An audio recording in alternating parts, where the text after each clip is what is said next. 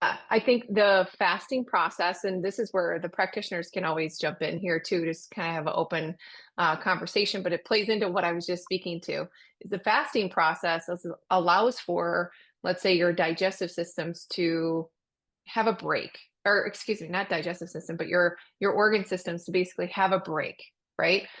Digestive system, I like to give that as an example, is because we've been taught to, like, let's say, eat every 2 hours, especially if you have blood sugar dysregulation issues. You've probably heard that from your MD or a dietitian at the hospital or something of that sort, right? But what many people don't know and understand is at the cellular level, it takes an enormous amount of what's called ATP, and or energy, cellular energy, to actually break down that food perpetually. So then it's just eroding the energy that you have to heal and regenerate, right?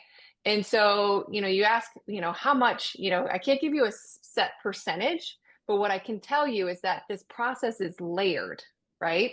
And each portion of it is to allow for proper detoxification to occur. And so we first prime and prep in the first couple phases with the targeted supplementation. And we do that so then you can go through the detoxification process to give yourself the best chance to allow for your key detoxifying pathways to be ready and prepared, so then you can actually feel good through the detoxification process. That said, I can, worth making note here, not the majority, but the minority of people can have some detox response. But if that happens, one of the key things that we do, and this is something that talk to your practitioner before doing this, but is very simple. We just increase something called bind, because that allows for us to take more of the toxins. What it means is you're just not flushing them out fast enough, and you're just kind of experiencing more like a headache or a flu-like symptom. But again, that's a minority, not a majority. The majority of people, because they've gone through the priming phases, phase 1 and 2, to prepare the key detoxifying pathways like your liver, kidney, lymph, GI, they're getting the targeted support that they need to thrive through even the detoxification process. Okay. So the targeted nutrients are there to assist.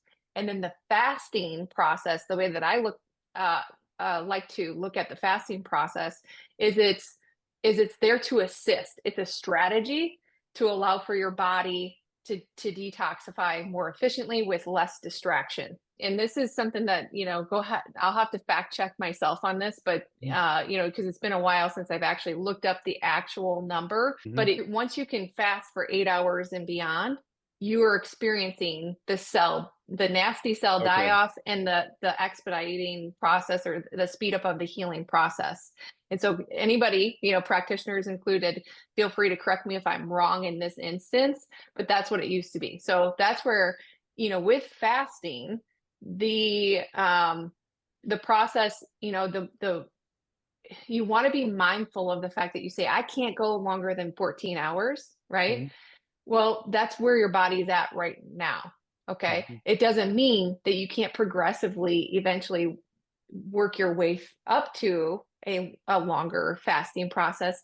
And I'm going to throw this out there. And if you're new, this may seem kind of extreme. So I'm just going to, prep you that way. You don't have to do this, but even a water fast, is something that you could work towards. That said, if you're feeling, like you get irritable or lightheaded or any of those things, like where you're at, Randy, for example, Hmm. then your body is just not quite there yet.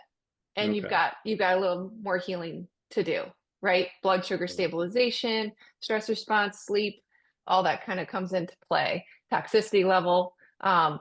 Each unique individual is different. So that's why you work with your practitioner to say, hey, I'm here. Do I need to push, further, or can I just stay here for a period of time and then, progressively work into a longer fast? Or maybe you need to scale back, right? And Hmm. and be there for a period of time. And that's where your practitioner can help you out. But really, my favorite part of fasting is the variation. Okay. So when you go, a lot of times, again, playing into what I spoke about earlier, where sometimes people come to us and they're like, well, this isn't working for me. Fasting isn't working for me. Okay. Fasting is a tried and true technique and it will always work. It's just a matter of identifying what your body's going to respond to. And excuse me. And what I mean by that is that, people sometimes make the mistake of fasting. They eat the same way, same time, same duration of time for, you know, a long time. So let's say like a year, a 2, 3 years. And they're like, oh my gosh, I felt so much energy. I actually lost some weight. My joints felt better when I first started doing this. And now it's not working for me. They come to us saying that. But in reality, what's happening is the body gets used to it, right? Our body likes some form of challenge, if you will. And the reason I say that is because it needs to learn how to adapt. And the example that I like to give is, let's say you're in your routine, eat the same way, eat very similar. On average, they say it's a mixture of basically like 8 to 10 foods in a variety of different ways. We buy the same groceries the same way. And that's basically kind of what they say, right? And if you ask people, over the average of time. But then all of a sudden you go to a cruise and you have a 7-day cruise and you eat differently, different pattern, different food. And if you are one of those people that is eaten the same way for, months or maybe even years, then that cruise doesn't feel so good, right? Like where it's like, whoa, like the body and the cells are like, what just happened, right? This is completely different than what I've been experiencing, over the last days, weeks, months, years.